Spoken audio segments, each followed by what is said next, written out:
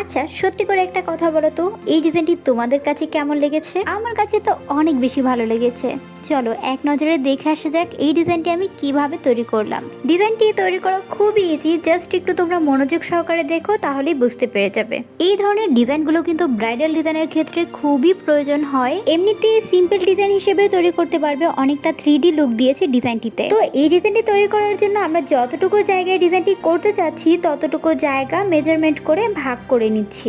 এরপরে হচ্ছে কি আমরা আড়াআড়ি কিছু লাইন টেনে নিচ্ছি। চেষ্টা করবে লাইনগুলোকে একটু চিকন চিকন করে দেওয়ার, তাহলে ডিজাইনটি দেখতে বেশ ভালো লাগবে।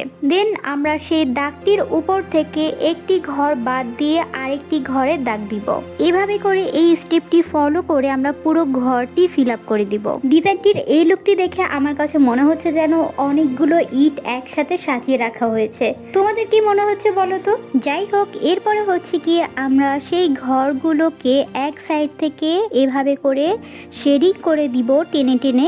এই স্টেপটি করার সময় তেমন তাড়াহুড়ো করা যাবে না, কারণ তাড়াহুড়ো করতে গেলে ডিজাইনটি ঘেটে যেতে পারে, তখন ডিজাইনটি কিন্তু ভালো লাগবে না। তাই চেষ্টা করবে একটু আস্তে আস্তে করে তৈরি করার, যাতে একটু সময় লাগলেও ডিজাইনটি কিন্তু সুন্দর হয়ে যাবে। তো এই যে দেখতে দেখতে কিন্তু ডিজাইনটি প্রায় কমপ্লিট হয়ে গিয়েছে। কমেন্টে লিখতে থাকো তোমাদের কাছে স্টেপটি কেমন লেগেছে, আর এই ধরনের ডিজাইন পেতে অবশ্যই আমার চ্যানেলটিকে সাবস্ক্রাইব করতে কিন্তু একদম ভুলবে না। আর যদি এই ভিডিওটি ফেসবুক পেজ কিংবা অন্য প্ল্যাটফর্ম থেকে দেখে থাকো তাহলে অবশ্যই ফলো মি।